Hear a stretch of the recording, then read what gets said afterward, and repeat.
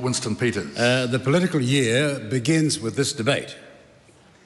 Now, one can't raise the question of where members of Parliament are or are not, but I can recall at the beginning of this debate that the Labour Party was here, so was the Green Party, and so was the Party Maori. And we all sat over here and heard them out. So my next question to those people who are on television land, and I hope they change the screen around to show you just what's happened here, and how some people are not prepared to be questioned or challenged. This is an extraordinary circumstance which begins with the number one question in this debate today is, from what we just heard from the other side, is why did Labor lose in 2023 when they had all the power to themselves? You know, in 2023, the dire state the economy was in was grossly understated and not understood by most. It was part of the New Zealand First speeches leading all the way up to the election, pointing out that we were heading for a recession and that we would have to battle a serious battle on our hands to turn our economy around.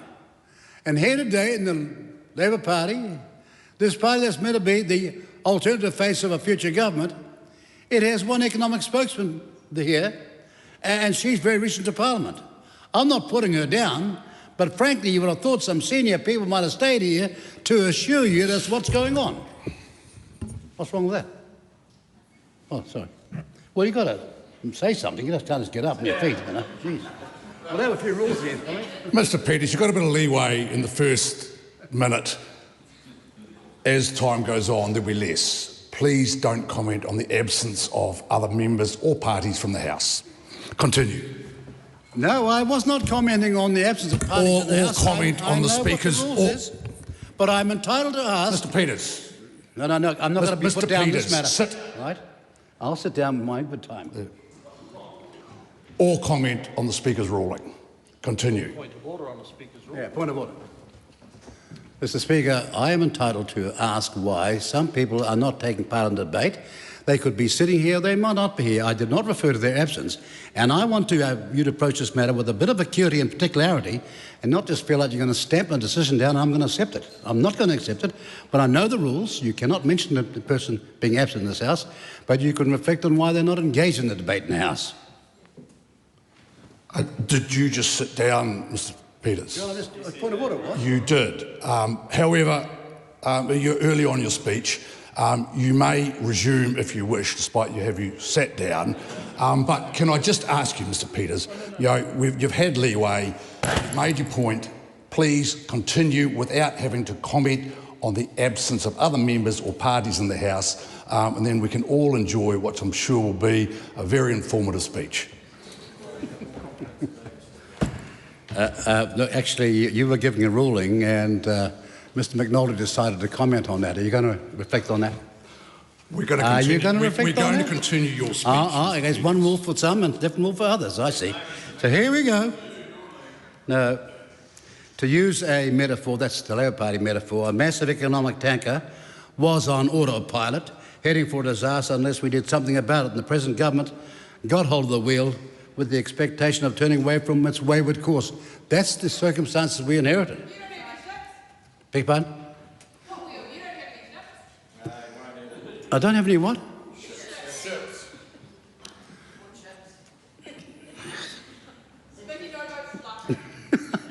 Actually, I've got to wonder where these people get their training.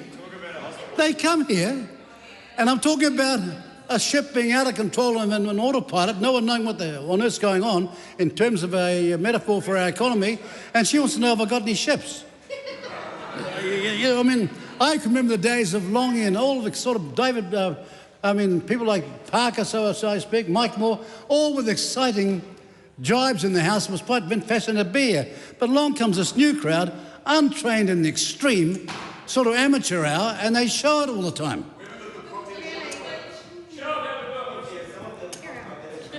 Yeah, look, the reality is we understand about hard-working Kiwis. We understand how things are biting on them, and we're going to set out to ensure that we turn that around. But there are so many inherited costs which were inflationary in the extreme and arose from their squanderous spending with no idea that if you're going to spend, you must spend on added value on wealth creation, on export increases, and not on consumption. And they did it to the extent that we're in the circumstance we're in today. And no amount of defence of them and their past will get us past the situation we're in at the moment. The people are feeling, New Zealand First understands with great clarity the struggles of workers in this country. And I'll make one very certain judgment for you right here. There's nobody in the labouring working force out there that supports labour anymore. Let me tell you, there's so many workers out there, real workers, 2 or 3 jobs, and they've abandoned the labour a long time ago. New Zealand First understands the responsibility we have as part of the government to turn the cost pressures around and give hope to relief to ordinary New Zealanders. And we cannot continue to tinker around the edges without realising our economy is in dire straits and needs fundamental and decisive change. That's the reality we're in 2025, and it'll take considerable time to do this.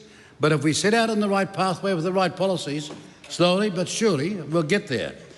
New Zealanders will understand one thing, that tomorrow will be better. The year after that will be better. And that is the only pathway forward this government has got. We were left with an out-of-control Labor Party debt caused by a myriad of wasteful, failed ideological projects and ballooning inflation. Now look, in a moment of great honesty, almost probably by mistake over the weekend, Chris Hipkins said at the Labor Party caucus retreat this, quotes, "Some of the commitments that we made, and I've mentioned some of them, things like Kiwi Build, Auckland Light Rail and so on, we hadn't worked through the exact details of how that would be, and therefore we weren't able to deliver on the commitments that we've made," end of quotes. What an admission.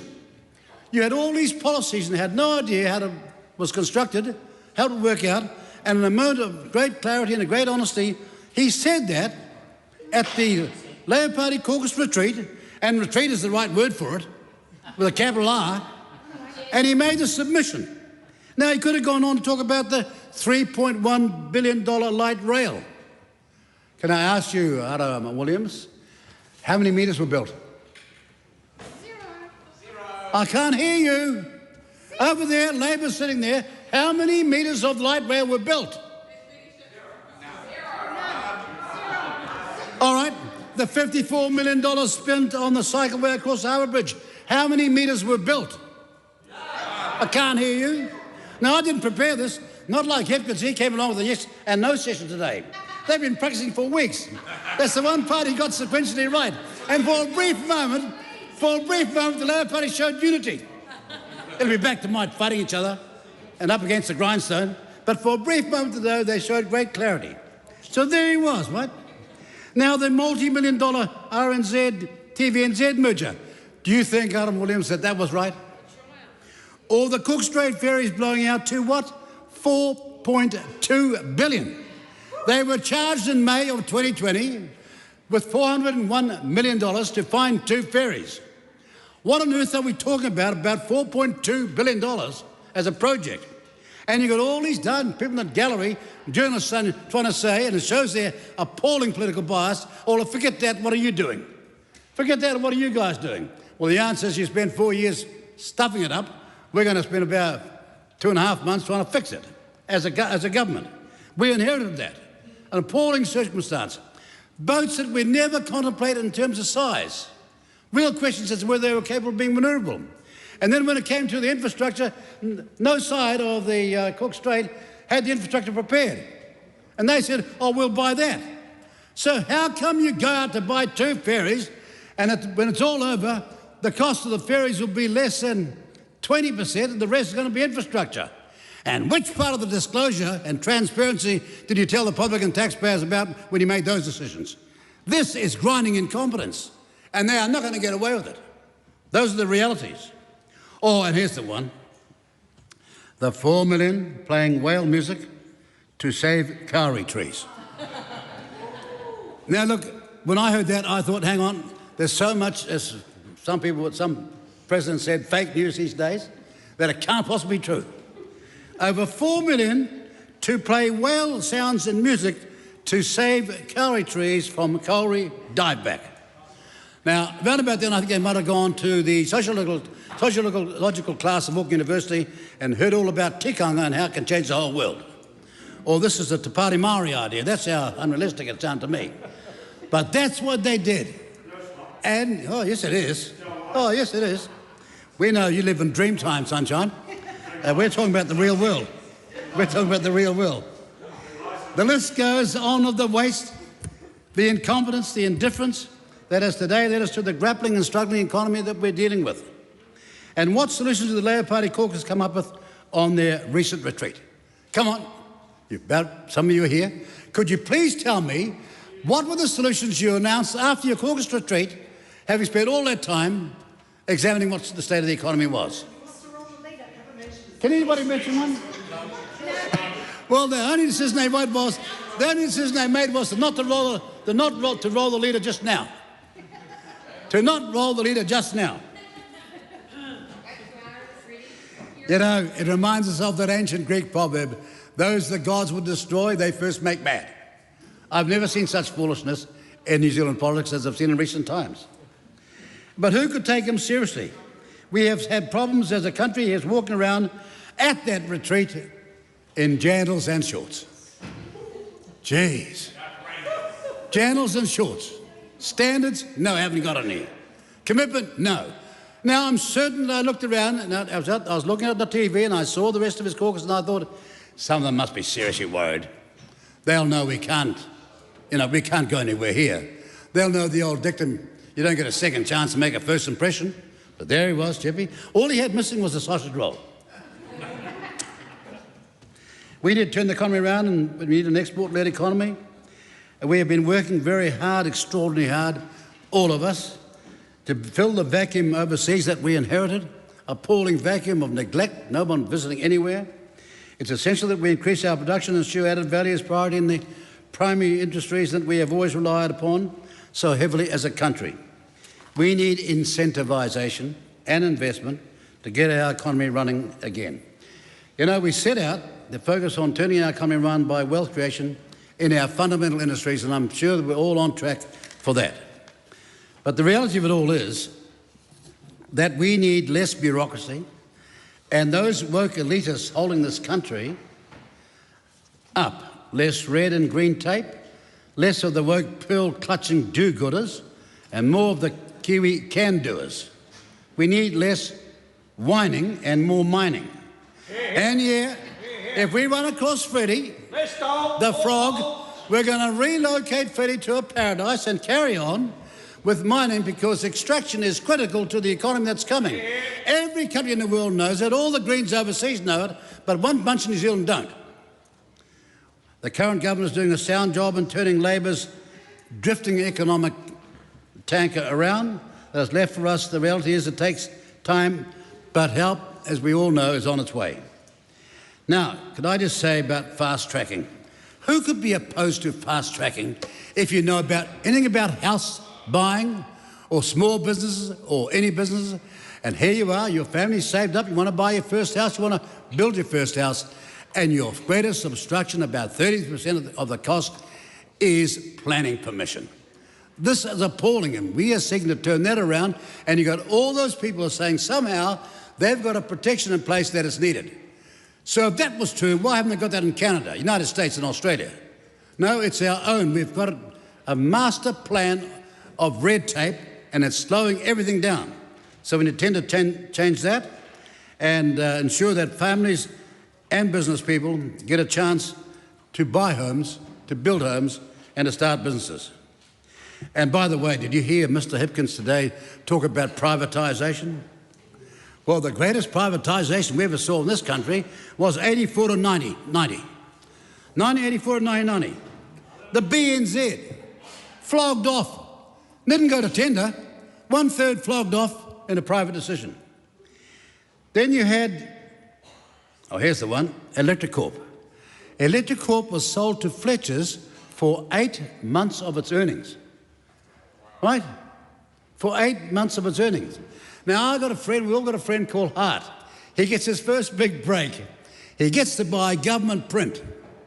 That's worth 42 to 48 million, but guess what he paid for it? He paid $6 million for it, and he got $1 million for redundancies, and all the staff were working for them the next day. Now, I'm an admirer of Hart because he did far greater things in other businesses. But what a break to get. And who did that? These people over here that tell you they know about the economics and who are opposed to privatisation. Beg your pardon? Sounds like privatisation's better. When did you turn up, Sunshine? How long have you been? It does sound like privatisation. Yes, it is privatisation. It's an example of privatisation, and you shouting out, opening your mouth, and letting the wind tell you, let the wind blow your stupid tongue around, won't watch Sunshine. Oh, no. I've got the microphone, and I'll be here long after you're gone. I'll be here long after you're gone. I've seen your type before. I've seen your type before. All bull dust, all noise, here today, gone tomorrow. Right. And that's why you're sitting back there. Both gentlemen, settle. Didn't you enjoy that? I did.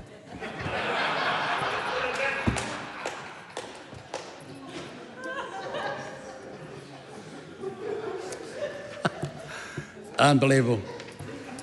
You know, can I just say that the government parties, the three here today, are in a fight to the top. We have disagreements, but we're in a fight to the top to turn our economy around and to turn our nation's future around. The opposition, of course, are the very converse. You've got the Greens into Party Maori in a plunge to the bottom.